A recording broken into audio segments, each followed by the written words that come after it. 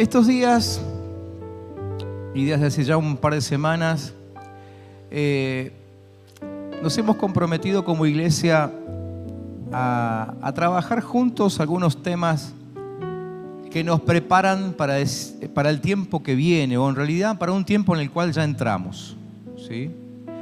Entramos en un tiempo donde muchas personas están conociendo a Dios, estamos entrando y ya hemos entrado en un tiempo donde Dios comienza a responder oraciones de hace mucho tiempo atrás.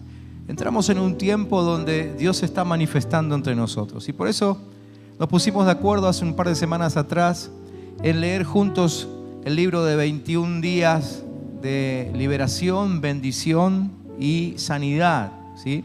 Espero que lo estén haciendo. Y la primera semana trabajamos eso, lo de la liberación. La segunda semana estuvimos trabajando acerca del poder de la bendición. Y esta semana seguramente que muchos de ustedes ya han entrado, algunos están por entrar en una semana donde vamos a trabajar sobre la sanidad. Sobre todo la sanidad de las emociones, sanidad de la mente, sanidad del corazón, ¿sí?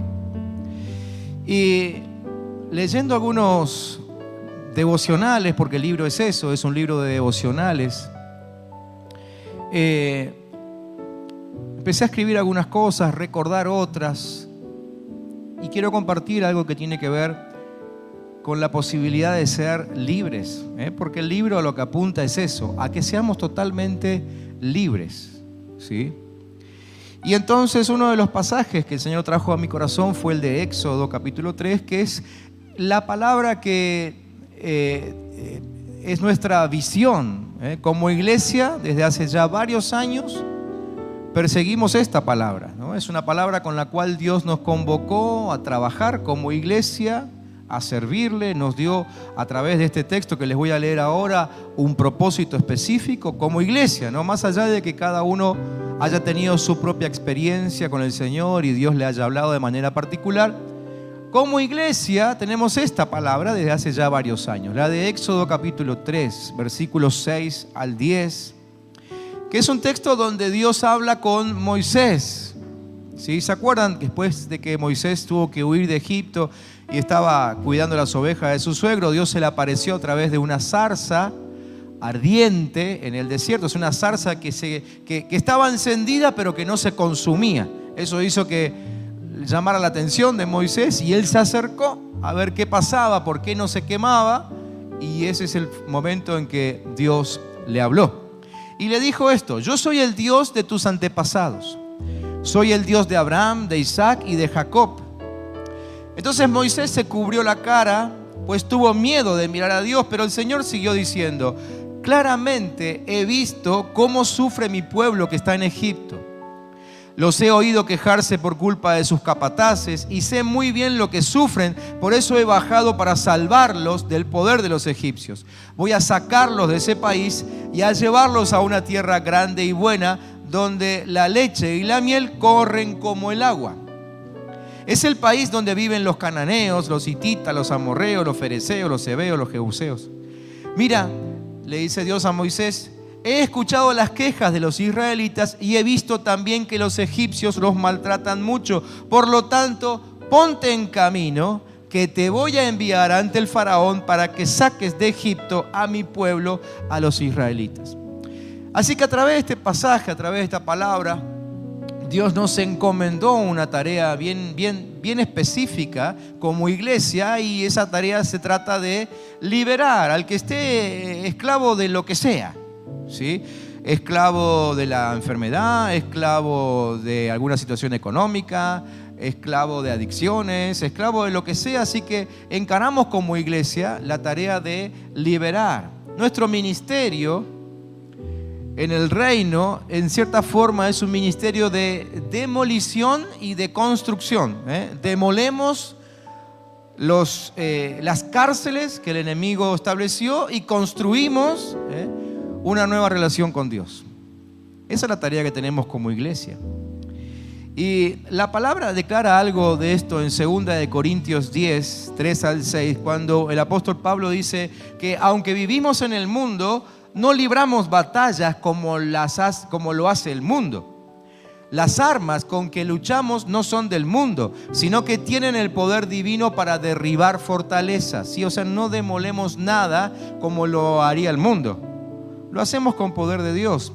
Destruimos argumentos y toda altivez que se levanta contra el conocimiento de Dios, y llevamos cautivo todo pensamiento para que se someta a Cristo. Y estamos dispuestos a castigar cualquier acto de desobediencia una vez, dice el apóstol Pablo, que yo pueda contar con la completa obediencia de ustedes. E inclusive el apóstol Pablo nos da un ejemplo de cómo usar esas armas espirituales que tenemos de parte de Dios. ¿Sí?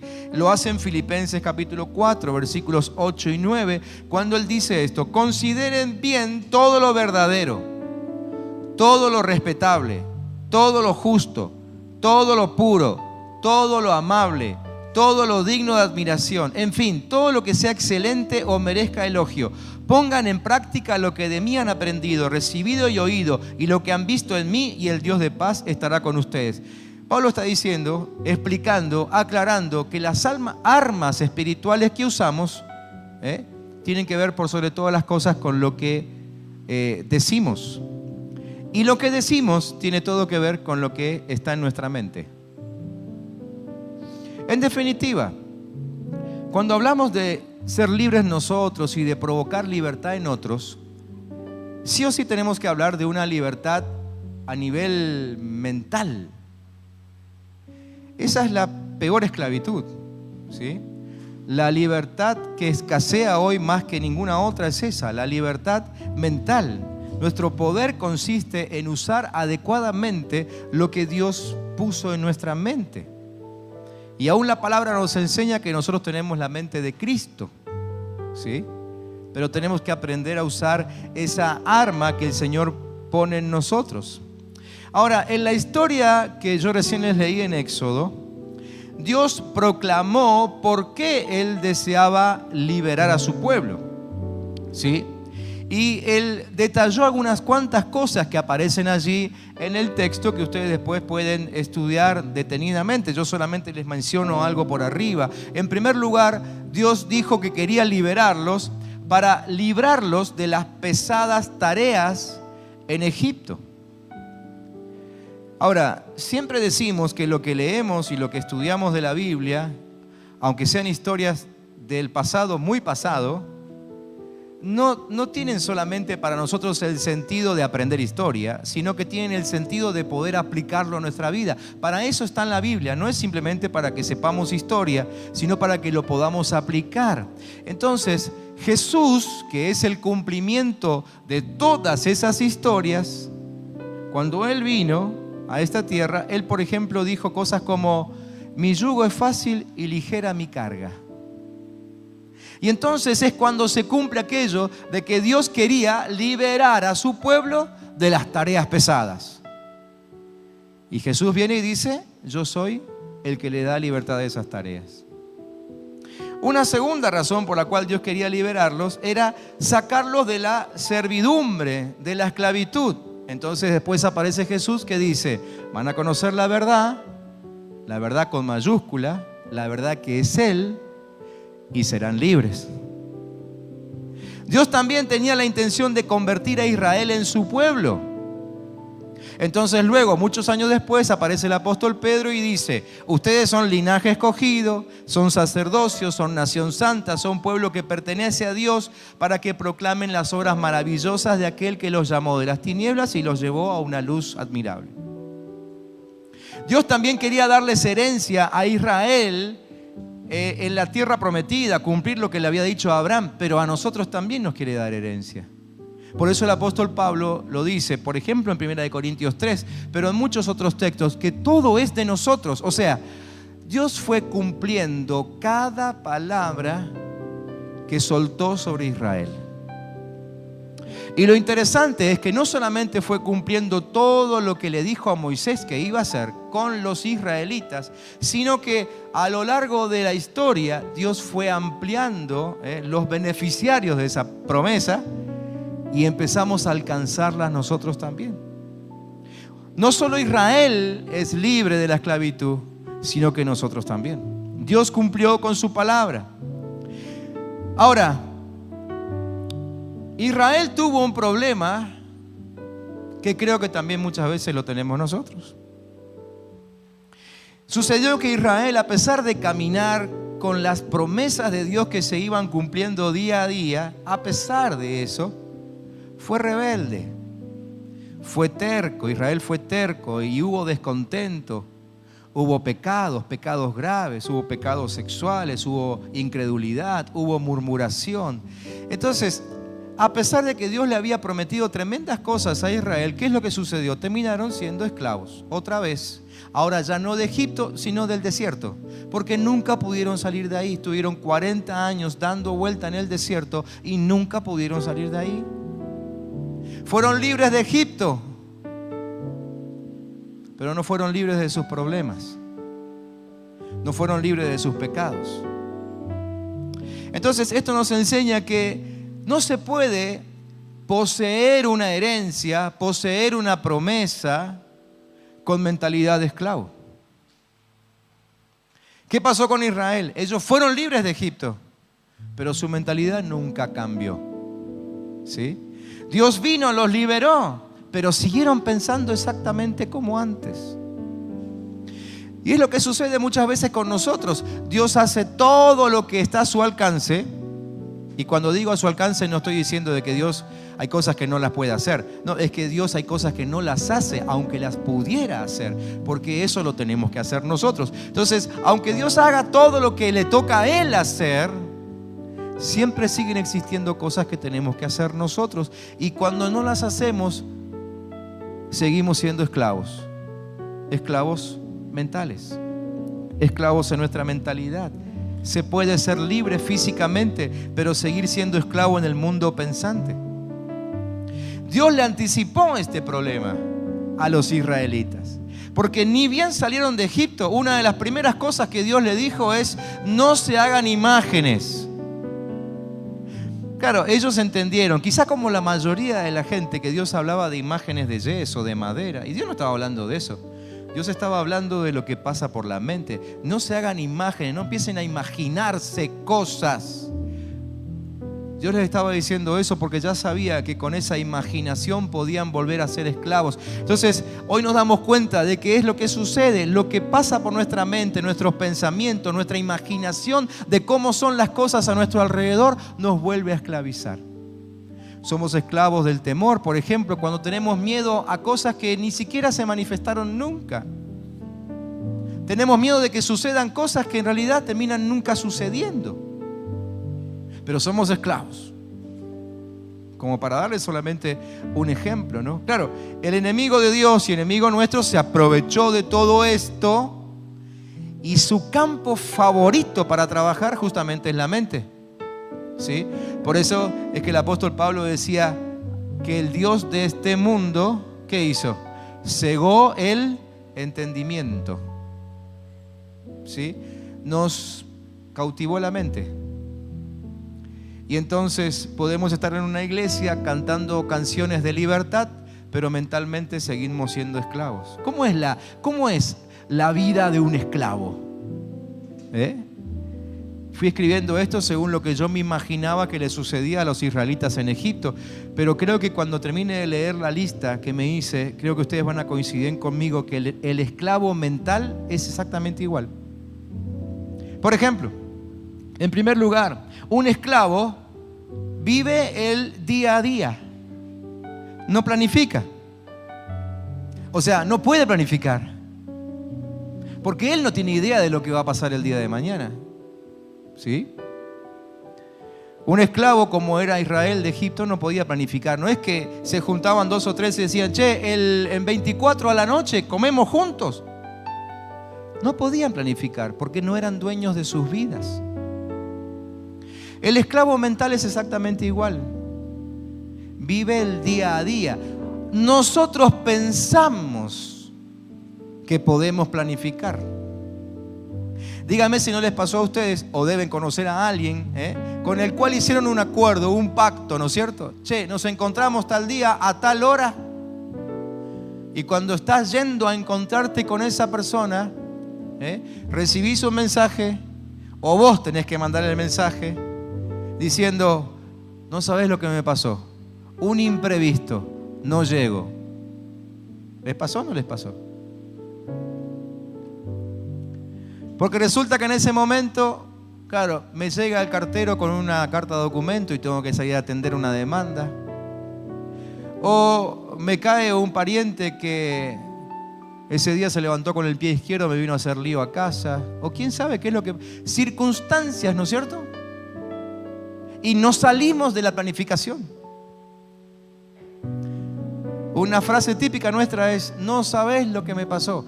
Cuando te dicen así es porque vive el día a día y no consigue planificar. No consigue planificar.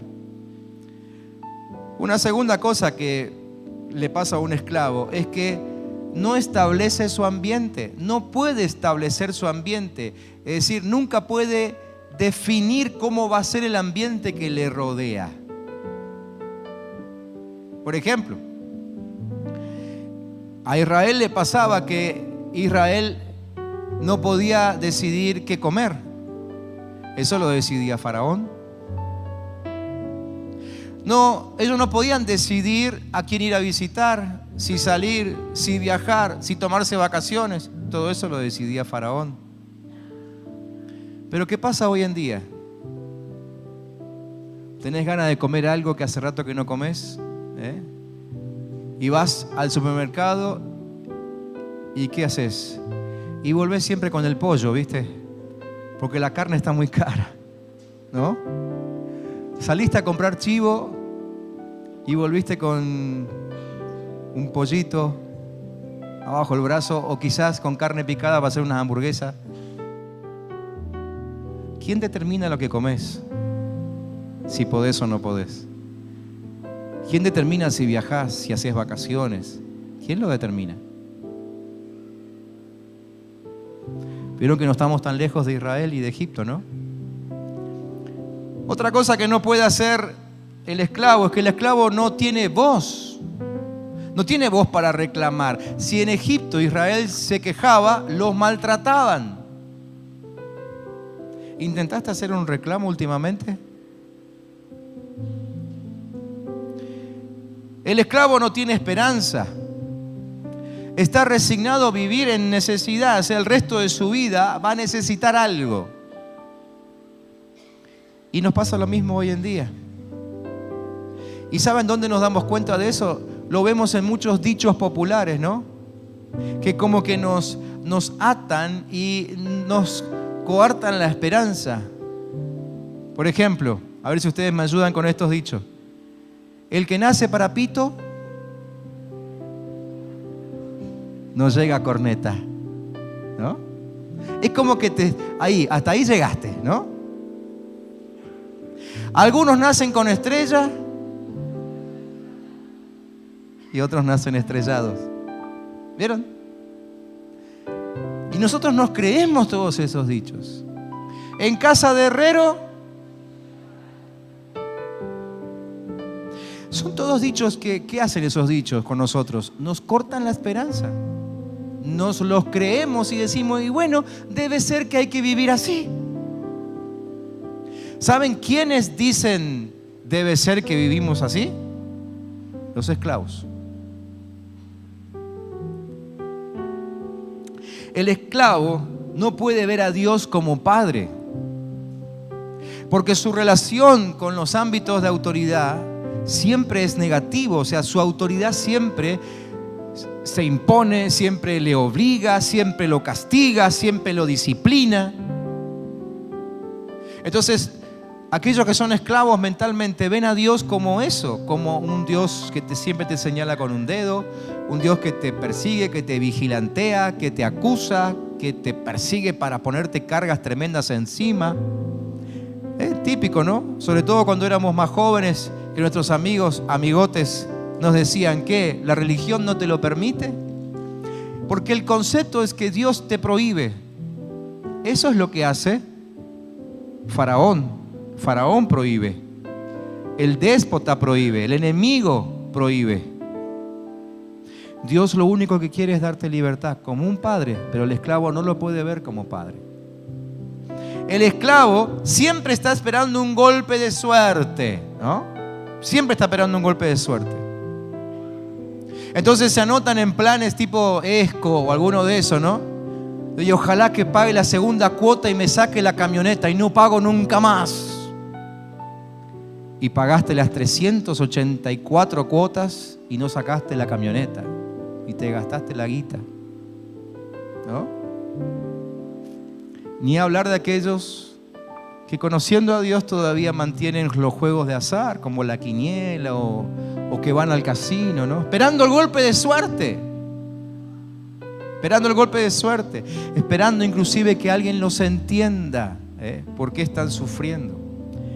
Confunden golpe de suerte con fe, ¿no? No sabés lo que hizo el Señor. Ay, necesitábamos tanto este auto. Fui a la escuela, a una cena, a un bingo y me gané el auto. Qué grande que es Dios. Perdóname, pero Dios no actúa así. Tengo otro concepto de cómo Dios bendice. No es así. Eso es mentalidad de esclavo. Si conocen a alguien ya saben, ese es un esclavo. Entonces, frente a todo esto que les voy comentando, déjenme con mucho respeto que les hagan unas preguntas. No son para contestar, pero es simplemente para identificar, a ver si por las dudas no sea cosa que alguno de nosotros también todavía sea esclavo. Además de ese amigo que te vino a la cabeza mientras yo te daba estos ejemplos, ¿no es cierto? Ese conocido, el vecino. Porque vieron que cuando el pastor predica siempre nos acordamos de un montón de nombres, ¿no? Qué bien que le vendría este mensaje. Bueno, déjenme que les haga algunas preguntitas. No sea cosa que nosotros estemos necesitando este mensaje. Primero, ¿vivís de crédito en crédito? ¿De préstamo en préstamo? ¿Endeudado siempre? Los que viven endeudados siempre saben cómo se llaman, ¿no? Son esclavos.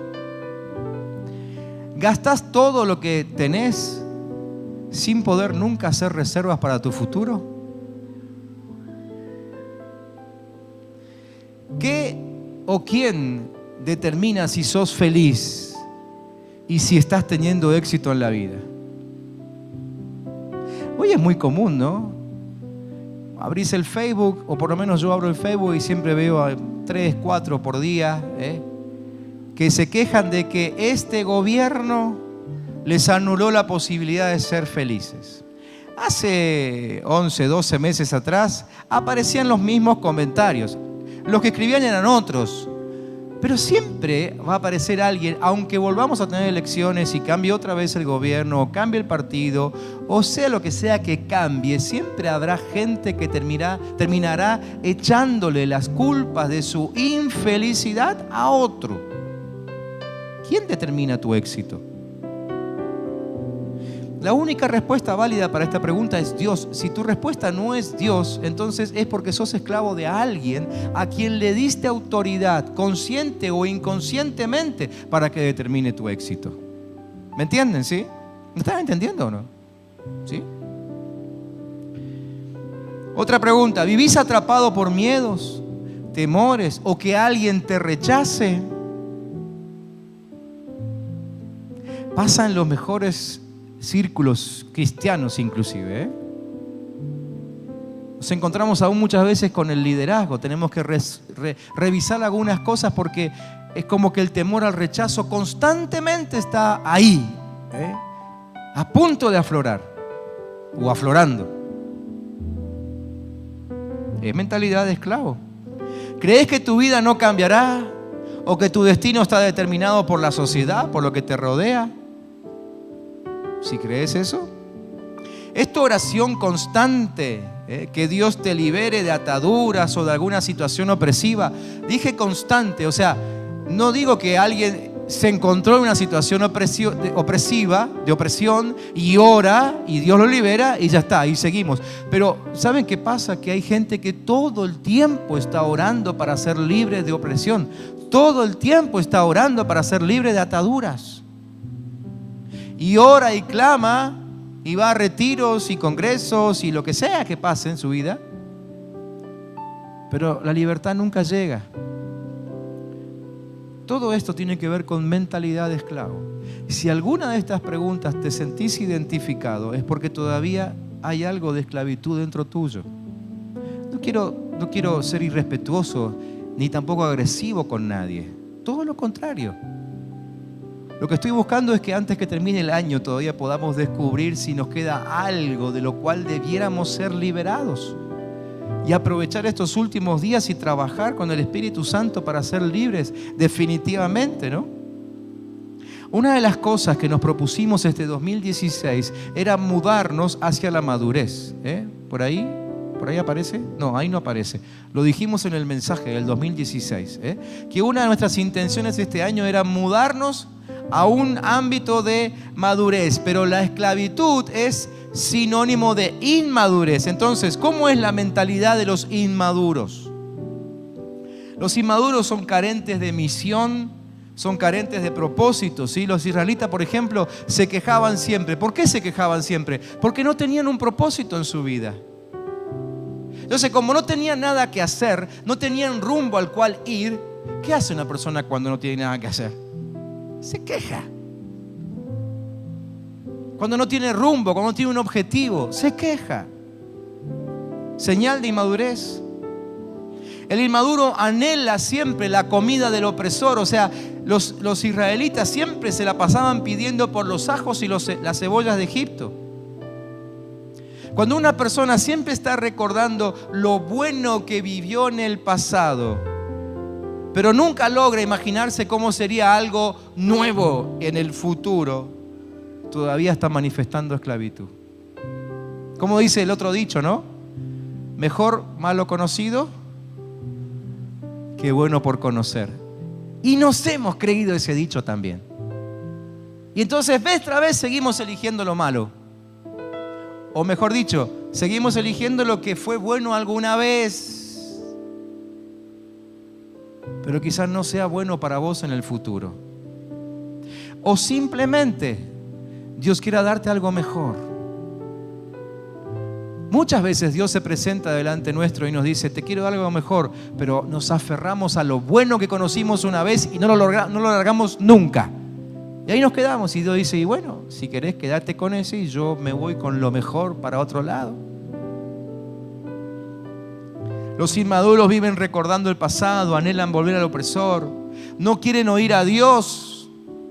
Esto Israel lo hacía todo el tiempo, ellos preferían que sea Moisés el que se presente a hablar con Dios, ¿no? El inmaduro hace eso, no quiere oír a Dios. ¿Por qué? Prefieren que otro lo oiga para evitar todo tipo de compromiso y de responsabilidad. Entonces es más fácil ir a un consejero, a un pastor y decirle, por favor, ¿podés orar por mí? ¿Por tal o cual motivo? Y nosotros a veces, en el afán de ayudar, de acompañar, le decimos que sí y empezamos a orar y hacemos un esfuerzo tremendo orando por el motivo de oración del hermano. Y nunca se nos cruza por la cabeza preguntarle, pero vos, ¿ya oraste? ¿Cuánto tiempo oraste? ¿Cómo es tu oración? ¿Cuánto tiempo invertís orando por esa tu necesidad? Porque me estás pidiendo a mí que yo invierta 1 hora de mi día o 2 o 3 y hasta ayune por vos porque tengo ganas de hacerlo, tengo ganas de acompañarte, pero vos no vas a invertir ni siquiera media hora en orar por tu necesidad. Mentalidad de inmaduro, mentalidad de esclavo.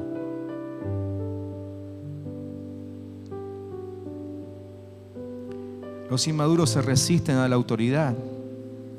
Ahora, el problema es que la esclavitud mental se apodera de todos nuestros derechos y nos transforma en mendigos. ¿Sí? Nos transforma en mendigos y empezamos a creer que Jesús nos salvó para vivir así. Para vivir así.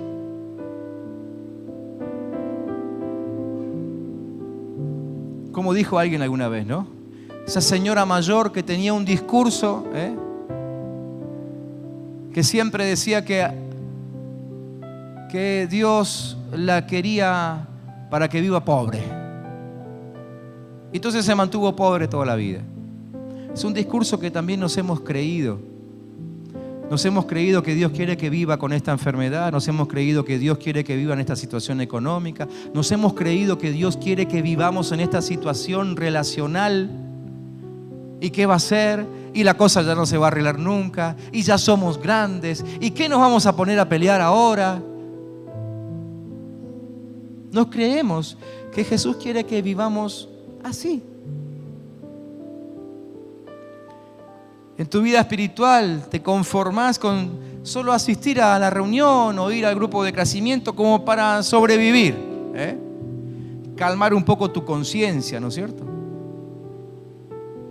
Y Dios sigue diciendo en su trono: no te imaginás lo que tengo guardado para vos si solamente te animás a levantarte y a comprometerte y a cambiar tu estilo de vida. Comenzás a sentirte insatisfecho por lo que Dios no te dio y dejas de ver la impresionante cantidad de cosas que Dios sí te dio. ¿Sí? Suele pasarnos. Nos quejamos por un montón de cosas. Miren, yo les animo a hacer este ejercicio ahora estos últimos días, ¿no? Por ahí cuando surge mucho esto de la queja de que lo que nos falta, lo que no logré este año, lo que no se me dio, lo que Dios no respondió, siéntense ahora, agarren el almanaque y traten de pensar. Y si son de los que escriben, le va a resultar más fácil. Acuérdense de dónde estaban ustedes el año pasado, en esta misma fecha, hoy 18. A lo mejor hoy no lo hacen, háganlo mañana, 19. 19 de diciembre, ¿cómo estaban ustedes? ¿Cómo era su vida? ¿Qué cosas tenías? ¿Qué es lo que no tenías? Y yo estoy seguro que te vas a terminar dando cuenta de que tu vida hoy no es la misma que la del año pasado. Y eso tiene que ver con que Dios sí te dio cosas. Sí te dio una vida nueva. ¿Me entiendes? Pero cuando nosotros nos mantenemos solo quejándonos por lo que Dios no nos dio, en realidad eso demuestra que esperamos que Dios haga todo y yo no voy a hacer lo que me toca. Simplemente espero que Dios algún día milagrosamente me cambie y el que tiene que cambiar soy yo. O en todo caso, lo que tiene que suceder es que yo me tengo que morir. Eso es lo que Dios quiere, ¿no? Para que viva Cristo en mí. Se muera todo lo mío y que viva Cristo en mí. Esto solamente demuestra que nuestra oración es un monólogo donde todo el tiempo nosotros le estamos diciendo cosas a Dios, pero no permitimos que Él nos hable y Él nos recuerde lo que hizo y lo que nos dio. La verdad es que Jesús vino para redimirnos, para librarnos, para darnos las herramientas para el cambio. Por eso en Juan 10:10 Jesús dice: yo vine para que tengan vida y vida en abundancia. Esta palabra es para aquellos que a lo largo de estos minutos se fueron dando cuenta que todavía tienen mentalidad de esclavos. Dios te dice esta noche: yo vine para que tengas vida, para que seas libre definitivamente, para que seas totalmente libre. Dios pone a nuestro alcance la plenitud del Espíritu Santo. O sea, ¿qué significa eso? Una plenitud en la estructura pensante. O sea, que tu pensamiento sea un pensamiento amplio, objetivo, con fundamento en lo que Dios dice, no lo que dice tu entorno. Dios vino para eso. Dios vino para llenarte de su Espíritu Santo. ¿Cuántos creen aquí que necesitan ser llenos del Espíritu Santo? Amén. ¿Les puedo pedir que todos cierren los ojos? Quisiera que estas últimas cositas que tengo para mencionarles esta noche, quisiera que las usemos como oración, como una oración. Mira, te vuelvo a repetir esto último. Dios pone a tu alcance la plenitud de su Espíritu Santo. Él quiere que su Espíritu te llene la mente y que tu estructura mental se amplíe ahora y empieces a pensar como se piensa en el reino de Dios. Si te parece que eso sería bueno que te suceda a vos, levanta tu mano al cielo y empezá a orar y decir: Señor, lléname de tu Espíritu Santo. Lléname de tu Espíritu Santo, Señor. Lléname de tu Espíritu Santo. Quiero que aún ya que tenemos tanto problema con la imaginación, empecemos a imaginarnos cosas buenas. O imaginémonos por lo menos lo que es obra de Dios. Empezá a imaginarte cómo el Espíritu Santo entra a tu mente y empieza a limpiar, empieza a barrer, empieza a acomodar, empieza a traer luz, empieza a quitar mugre de años. Decirle: Señor, yo quiero ser lleno por tu Espíritu Santo, que mi mente sea llena de tu Espíritu, mi mente sea llena de tu Espíritu, mi mente sea llena de tu Espíritu, Señor. ¿Qué otra cosa hace el Señor? El Señor pone a tu alcance la revelación de la palabra. O sea que Él te libera de las áreas oscuras de tu vida a través de palabra específica que empieza a poner en tu mente. Muchos de nosotros no podemos ser libres porque no sabemos ni siquiera de qué deberíamos ser liberados. Pero cuando viene la revelación de la palabra de Dios, Él empieza a hablar y nos muestra y nos especifica aquello de lo cual tenemos que ser libres. Si te parece que necesitas esto, levanta tu mano al cielo y decir: Señor, yo necesito que tu palabra me llene, que venga revelación de tu palabra a mi corazón, que empiece a tener un entendimiento diferente de tu palabra. Quizá para algunos aquí era difícil entender la palabra de Dios. Decirle: Dios, yo quiero empezar a entender tu palabra. Abrí mi entendimiento. Hace un rato te dije que el Dios de este siglo vino a enceguecer nuestro entendimiento. Entonces decía así: en el nombre de Jesús, yo rechazo la obra del Dios de este siglo. Rechazo el enceguecimiento de mi mente. Y yo declaro que sobre mi mente está la luz de la palabra de Dios. La palabra me trae luz, me trae dirección, me trae sabiduría. En el nombre de Jesús. Así que ahora ponete a leer la Biblia y vas a ver que cuando tengas una situación difícil, de pronto se te va a cruzar un texto bíblico. Ese es el Espíritu Santo poniendo revelación de palabra en tu mente y te va a ayudar a resolver esa situación difícil que tenés. Dios pone a tu alcance a la misma iglesia, a la iglesia. Por eso es que siempre decimos que congregarse es necesario, porque recibís la administración del cuerpo de Cristo. Mira, parte de esa vida abundante que Jesús vino a traer tiene que ver con los dones que Dios puso en la gente que te rodea aquí en la iglesia. Entonces de pronto llegas un día desconsolado, triste, angustiado, no tenés fuerza ni siquiera para hablar de lo que te está pasando, pero de pronto alguien se acerca y te da un abrazo y te da una palabra que él no sabe ni por qué te la dice, pero era justo lo que necesitabas. ¿Qué está haciendo Dios en ese momento? Está usando a la iglesia para consolarte. ¿Cuántos aquí pueden decir que alguna vez, aunque sea una vez en su vida, fueron consolados por alguien de la iglesia? Se acercó un hermano y te dio una palabra de ánimo, ¿sí o no? ¿Cuántos pueden levantar la mano? Eso es lo que Dios hace. Dios pone al alcance de tu vida la iglesia. Por eso es que no puedes darte el lujo de vivir sin la iglesia. No estoy hablando de las actividades de la iglesia, hablo de la iglesia, la comunión con la gente, el encontrarte, aún sentarte a estudiar la Biblia con tu hermano, con un líder que te enseñe, que te ministre. Dios pone al alcance nuestro la posibilidad de acercarnos a través de la adoración. El miércoles pasado, con los hermanos que nos visitaron de Chile, aprendimos algo muy importante, muy interesante. Pablo nos enseñaba que cuando nosotros oramos, somos nosotros los que nos acercamos a Dios. ¿Sí? ¿Se acuerdan? ¿Cuántos estuvieron aquí el miércoles? Qué mal, los que no vinieron, no saben lo que se perdieron. Bueno, pero él nos enseñaba esto, que cuando oramos, somos nosotros los que nos acercamos a Dios. Pero cuando adoramos, es Dios el que se acerca a nosotros. ¿Por qué? Porque ¿qué es lo que está buscando Dios?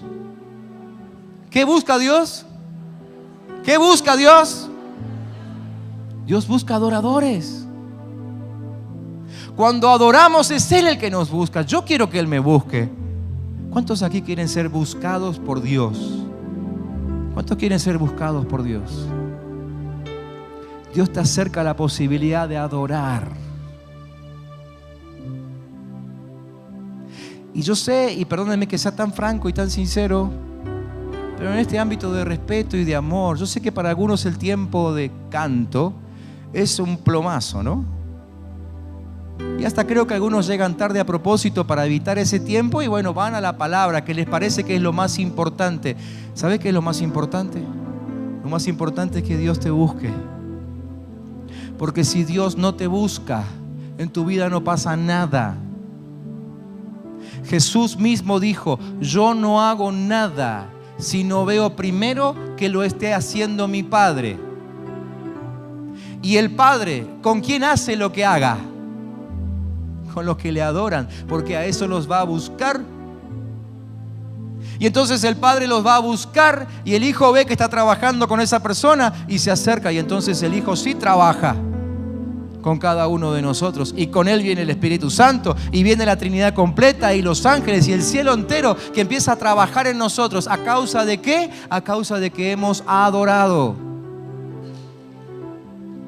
Yo me animo a decirles esta noche que si hay algo importante en este tipo de reuniones como la que tenemos hoy, es el tiempo de adoración. Porque en la adoración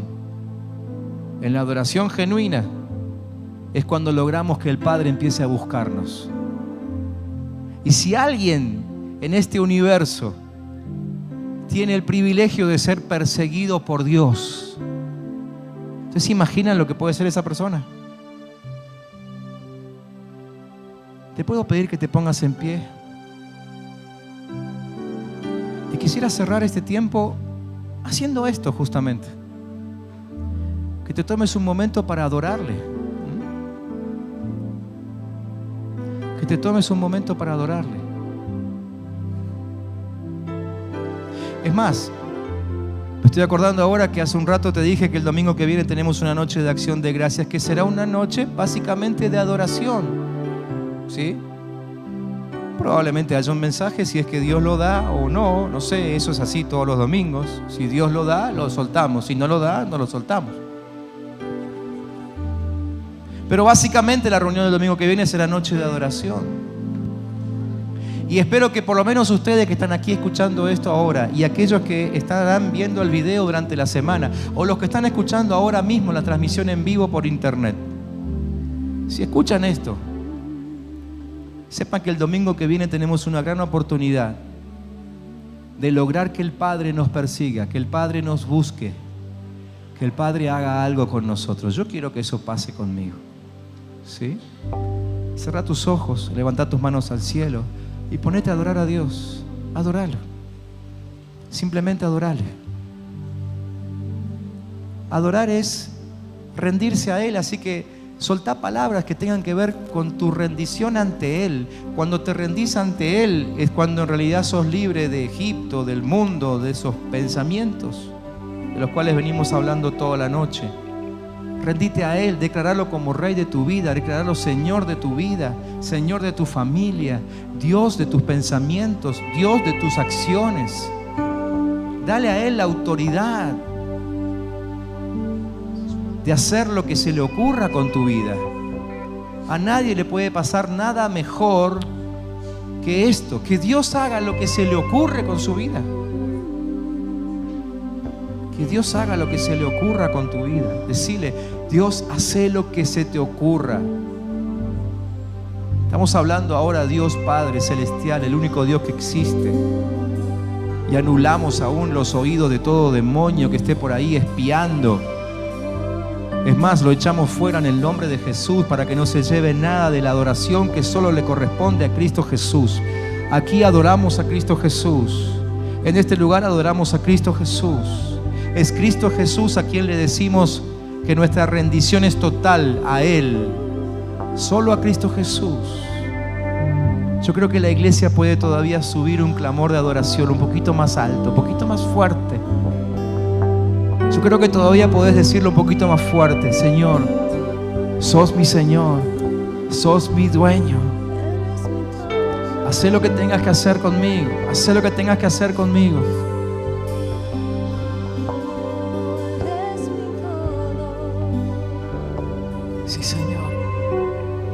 Haz lo que tengas que hacer con nosotros. Si somos siervos de Dios. No somos siervos de nadie más. No somos siervos del sistema. No somos siervos del diablo. No somos siervos del infierno. Somos siervos del Dios verdadero, de Cristo Jesús. Y solo a Él adoramos. Solo a Él adoramos. Solo a Él adoramos. Solo a Él adoramos. Solo a Él adoramos.